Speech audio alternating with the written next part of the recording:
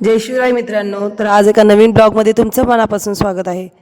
महाराष्ट्राच्या सह्याद्रीच्या कुशीत लपलेलं असं एक ठिकाण जिथे निसर्ग आहे, इतिहास आहे आणि साहसाची एक वेगळीच मजा आहे. आज मी तुम्हाला घेऊन चाललेले आहे महाराष्ट्रातील एका सुप्रसिद्ध ठिकाणी, जे आहे आपलं नाणेघाट. डोंगराच्या वाटा, हिरवीगार धुकं, हिरवेगार वातावरण आणि हजारो वर्षांचा इतिहास, या सगळ्यांचा अनुभव तुम्हाला या व्लॉगमध्ये घेता येणार आहे. तर चला माझ्यासोबत. आज मी तुम्हाला नाणेघाटाची एक सुंदर भटकंतीचा इतिहास सांगणार आहे. तर नाणेघाटा प्रवासाची सुरुवात करताना एक वेगळीच एक्साइटमेंट होती मनात. रस्त्याच्या दोन्ही बाजूला दिसणारी हिरवाई, डोंगर आणि थंडगार वातावरण प्रवास सुरू होण्याआधीच सांगते की आत्ताचा अनुभव एवढा खास असणार आहे ना, की तुम्ही खूप एक्सायटेड असाल आणि मीही खूप एक्सायटेड आहे. तर जाताना मस्त असे सुंदर धबधबे आम्हाला भेटत होते, छोटे मोठे, एकदम मस्त. बघा हे वातावरण किती सुंदर, ही हिरवा डोंगर आणि मस्त वातावरण असं सुंदर झालं होतं ना, असं वाटत होतं की बघतच बसावं या सर्व गोष्टी. किती सुंदर दिसते बघा. हे निखळ सौंदर्य बघण्यासाठी ना खरंच एक सुंदर मन लागतं. तर चला, आणि शेवटी आम्ही पोहोचलो आहे नाणेघाटामध्ये. मस्त अशी आता गाडी पार्क करून आपली ट्रेक आता चालू होणार आहे. तर आता समोर ही नाणेघाटाची वाट आहे बघा. किती मस्त वातावरण झालंय ना. हे आहे मधलं नाणेघाटाचं टोक. गाडी पार्क करून पुढे जायला लागत होतं चालत, कारण वातावरण खूप थंड होतं आणि गर्दीही भरपूर होती. संडे होता, त्यामुळे भरपूर अशी गर्दी होती. भरपूर असे पर्यटक या वातावरणात ट्रेकसाठी नाणेघाटात फिरायला येतात. तर मस्तपैकी या वातावरणात आम्ही एन्जॉय करत चाललेलो होतो. हे बघा, हे जी टेकडी आहे, यावर भरपूर पर्यटक असे वरतून निसर्ग सौंदर्य खालचा दरीतला बघण्यासाठी जातात. तर मस्त मक्या भाजून भेटत होते. तर काही पर्यटक त्याचाही आनंद घेत होते, मक्या भाजून खाण्याचा. मस्तपैकी वातावरण सुंदर झालं होतं. आणि हे बघा, मी चाललोय आता चढण्यासाठी. तर हे आहे आपलं गणपती बाप्पाचं मंदिर. सुरुवातीलाच इथे बाप्पाचं मंदिर लागतं. मस्त असं दगडी बांधकामात हे मंदिर कोरलेलं आहे. तर या आहेत नाणेघाटात जाण्यासाठी पायऱ्या. तर ह्या पायऱ्या पहिल्या तर सुस्थितीत वाटतात, त्यानंतर आपल्याला जसं आपण खाली जातो तसं या पायऱ्या खराब होत जातात, कारण पाऊस इथे प्रचंड असतो. आणि आज पाऊस नव्हता नशिबाने. पाऊस तसा पाहिजे होता, कारण पाऊस असला की एन्जॉय भरपूर होतो. पाऊस नव्हता. ही चिंचोळी वाट आणि त्यामध्ये असे मस्त आम्ही चाललेलो आहे. तर गर्दी बघा, तुफान गर्दी आहे. भरपूर असं पीपल्स या नाणेघाटामध्ये फिरायला येतात, कारण वातावरण एवढं सुंदर असतं. आणि मस्त असे पावसाचे वातावरणात इथे फिरायला येण्याचा आनंद काही विलोभनीयच असतो. तर समोर तुम्ही बघू शकता, हे जे आपल्याला खाली दिसतंय हा कल्याणचा मार्ग आहे. तर पहिले जे भटकंती व्हायची, पहिले जे व्यापार व्हायचे ते ह्याच मार्गाने केले जायचे, कारण घाटमार्गे जाण्यापेक्षा हे जे नाणेघाटाचा मार्ग हा लोकांना सोयीस्कर वाटायचा. मस्त असं हे विलोभनीय सौंदर्य अनुभवत आम्ही आपला रस्ता क्रॉस करत होतो. तर आम्हाला दिसले हे सुंदर असे मंकी. बघा, हे दोन मंकी काय करतात. आणि इथं पण एक दिसलाय. हा जो मंकी आहे, तर हा आपल्या पिल्लाला घेऊन चाललेला आहे. त्याला बोलतोय की चल, भरपूर लोक आलेत, आम्हाला इथे नाही थांबायचे. मग ते दोघं जण चाललेत. आणि हे जे दोन मंकी बसलेत त्यांना तर कोणी कॉर्न दिलेले आहेत, तर ते आपले मस्त कॉर्न खाण्याचा अनुभव घेत आहेत.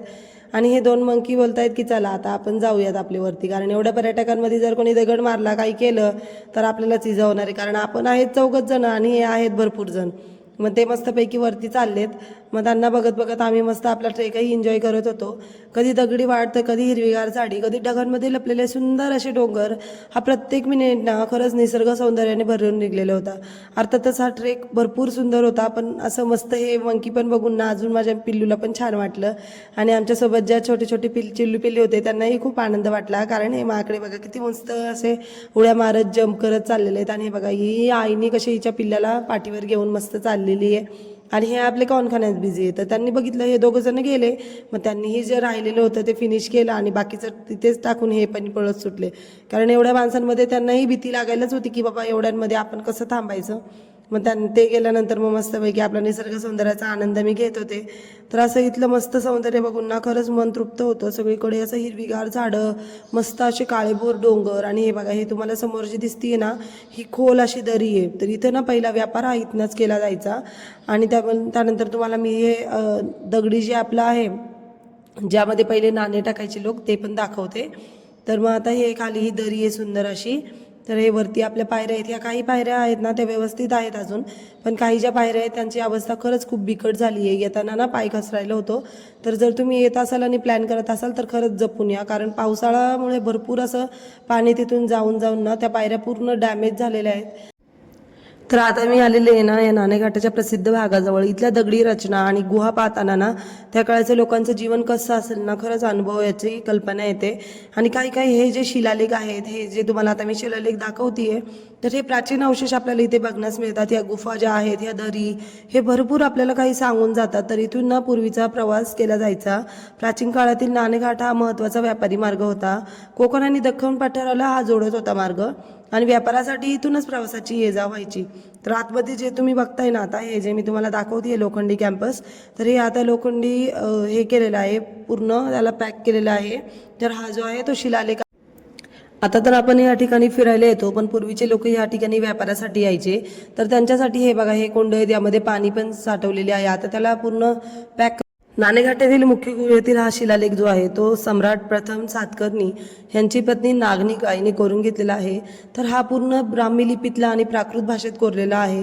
तर यामध्ये 1, 2, 4, 6, 9, 10,000 इत्यादी असलेल्या ज्या जुन्या अवशेषांपैकी हा पुरावा येथे बघायला मिळतो. तर या पूर्ण ज्या आहेत बाहेर या गुफा आहेत पूर्ण. आणि राजगडातील मुख्य भिंतींवर सातवाहन राजवंशातील राजा राणी आणि राजपुत्रांचे आयुष्याचे पुतळे कोरलेले आहेत.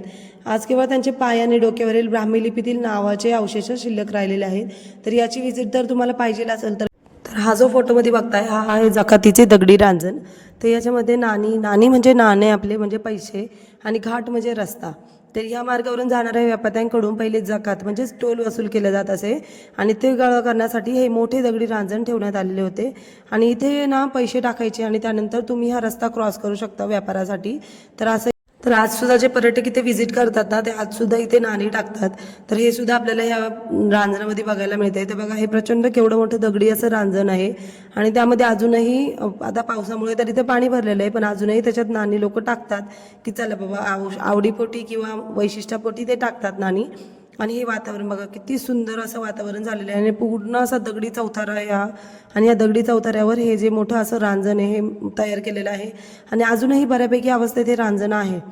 तर असं मस्तपैकी असं ट्रेक करून आम्ही निघालेलो आहे आता घरच्या रस्त्याला. तर घरी जाताना सुद्धा बघा किती सुंदर असं हिरवळ आणि वातावरण एकदम मस्त झालेलं आहे. संध्याकाळचे 4, 4:30, 5 वाजलेत, आणि वातावरणात एवढी थंडगार हवा सुटली आहे, मस्तपैकी असं धुकं सगळीकडे आलेलं आहे. आणि अशा भातला तर वाटेत पाऊस नसल्यामुळं मग आम्हाला भिजायला भेटले नव्हतं, तर म्हणतं चला आता मस्तपैकी एक छान असा धबधबा भेटलाय, तर तिथे आपण सर्वजण मस्त एन्जॉय करूयात. त्यासाठी आम्ही निघालेलो आहे. तर याच्यावर येणार असे लाकडी पूल बांधलेला आहे की याच्यावर कोणाला जर चालायचं असेल तर यासाठी चालू शकता. हे हॉटेल मालक जे आहे त्यांनीच हे केलेलं आहे. तर एक नंबर असं वातावरण इथलं होतं. मग इथं अशा मस्त धबधब्यापाशी आम्ही मस्त एन्जॉय करायला थांबलोय. तर येताना या मस्त धबधब्यापाशी आम्ही खूप जास्त एन्जॉय केला, आणि सर्वांनी पाण्यामध्ये खूप जास्त मज्जा केली. तर असं जर मस्तपैकी तुम्हाला माझे व्हिडिओज बघायला आवडत असतील ना, तर खरंच हा नाणेघाटाचा व्हिडिओ तुम्हाला कसा वाटला हे कमेंटमध्ये नक्की सांगा. आणि तुम्हाला जर नाणेघाटाला जायचं असेल ना, तर हा व्हिडिओ तुमच्या मित्रमैत्रिणींना आणि फॅमिलीसोबत नक्की शेअर करा. अशा सुंदर आणि छान छान ठिकाणांना भेट देण्यासाठी, असे व्लॉग बघण्यासाठी तुम्ही माझ्या चॅनलला सबस्क्राईब करा आणि व्हिडिओला लाईक करायला विसरू नका. पुन्हा एकदा भेटूयात एका नवीन ठिकाणी एका नवीन प्रवासासोबत, आणि तोपर्यंत भटकत राहा, निसर्ग अनुभवत राहा आणि आनंदी राहा. हा असं मस्त पांढरा शुभ्र धबधबा बघून ना खरंच मन प्रसन्न झालं होतं. आमच्या फॅमिलीने भरपूर एन्जॉय केलं इथे.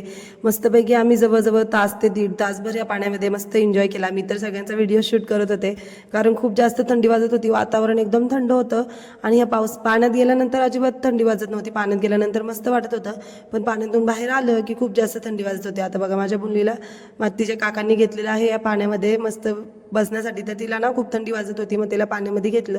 थोडं वेळ ती पाण्यामध्ये बसली, पण नाही मला थंडी वाजते. काका तिच्यासोबत मस्त एन्जॉय करत होते, पण ती घाबरतच होती. ती बोलत होती की नाही मला नाही करायचं आहे. म्हटलं पण ठीक आहे, जाऊ द्या.